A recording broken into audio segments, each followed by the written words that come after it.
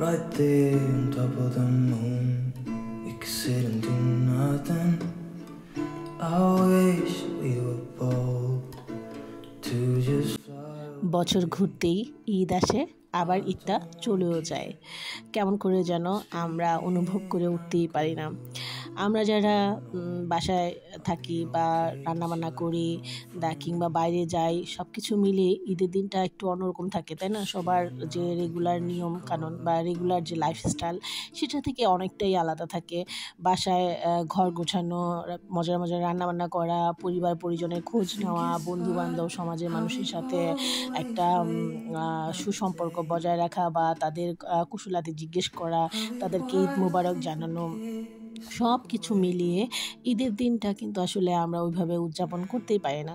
প্রকৃতপক্ষে আমরা মেয়েরা বেশিরভাগ ঈদটা উদযাপন করি ঈদের পরের দিন কিংবা তার 2-1 দিন পর এরকম।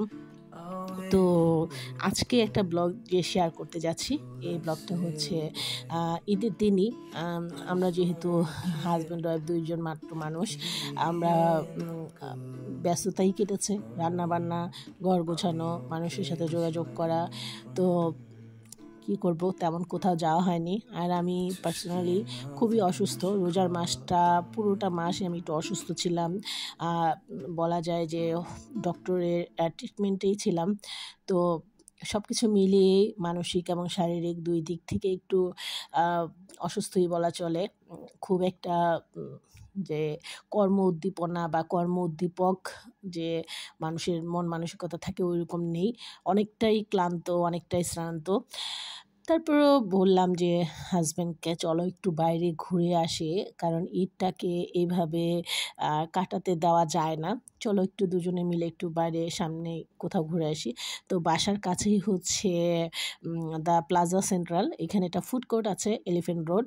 তো এখানে আমরা শুধু ঈদ না, সবসময় যাই। আমাদের ঘোরাঘুরি মানে হচ্ছে এইসব রেস্তোরাঁয় ঘোরাঘুরি করা, একটু খানাপিনা করা, এই আর কি।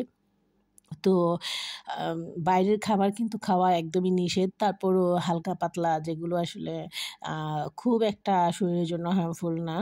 তো আমরা 2টা হচ্ছে ক্রিম মাশরুম স্যুপ নিয়েছিলাম, আর হচ্ছে স্কুইড নিয়েছিলাম। তো স্কুইড যেহেতু সামুদ্রিক ফুড, আমরা মোটামুটি সবাই জানি। আর ক্রিম মাশরুম স্যুপ, যেখানে এখানে মাশরুম আছে, তো মাশরুমটা কিন্তু শরীরের জন্য অনেক ভালো।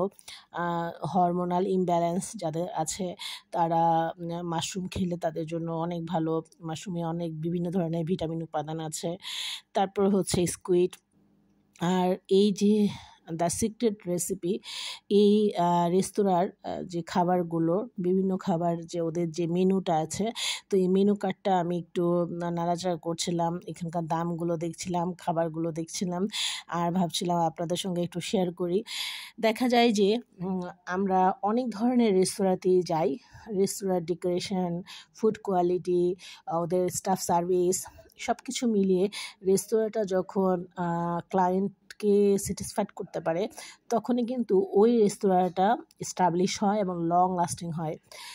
আমরা ঢাকা শহরে অনেক ধরনের রেস্তোরাঁ দেখি, দেখা যায় যে কয়েক মাস পর সেগুলো আবার চলেও যায়, মানে সেগুলো আর লাস্টিং করতে পারে না, ব্যবসাটা কন্টিনিউ করতে পারে না। ব্যবসা ভালো করতে হলে কিন্তু কম বেশি সবারই ফুড কোয়ালিটি, তারপর হচ্ছে ডেকোরেশন, তারপর হচ্ছে দামের যে একটা তারতম্য থাকে পরিবেশ ভেদে। কারণ হচ্ছে এক এক অঞ্চলের মানুষের লিভিং স্ট্যান্ডার্ড এক এক রকম থাকে, তাদের যে জীবনযাপন খরচ সেটা এক এক রকম থাকে। তো সেটা বিবেচনাও করতে হয়। তবে সিক্রেট রেসিপির যে ফুড কোয়ালিটি সেটা কিন্তু খুবই ভালো, এবং যদিও ওরা খাবারের যে মূল্য সেটা একটু অন্যান্য রেস্তোরাঁর তুলনায় একটু বেশি, খুব বেশি বলবো না, তবে একটু বেশি। তো এই যে ক্রিম মাশরুম স্যুপ, এগুলো হচ্ছে 250 টাকা করে রেখেছে। আর আমরা যে স্কুইড অর্ডার করেছিলাম সেটা হচ্ছে খুব সম্ভবত 600 টাকা। মানে দুজন মানুষ আমরা 2টা আইটেম খেয়েছিলাম, আমাদের 1200 টাকার মতো, অ্যারাউন্ড 1200 টাকার মতো বিল এসেছিল। তবে সুন্দর কিছু সময় কাটালাম। আসলে সময় ভালো কাটানোর জন্য একটু ঘোরাঘুরি কিন্তু প্রয়োজন। মানুষের প্রত্যেকটা মানুষ এই যে আমাদের যে নাগরিক জীবনযাপন, এই নাগরিক জীবনযাপনে আমাদের কম বেশি সবারইকেই অনেক ধরনের মানসিক টেনশন, হতাশা, পরিশ্রম, অত্যধিক পরিশ্রমের মধ্য দিয়ে যেতে হয়। তাই প্রিয় মানুষকে নিয়ে একটু ঘোরাঘুরি, একটু এদিক সেদিক যাওয়া কিন্তু খুব প্রয়োজন। Right there on top of the moon, we could sit and do nothing. I wish we were bold to just fly away. I don't wanna care, just be here and I'm good alone. I'll be okay, miss you like an old friend. Too scared now, thinking I should call up all night.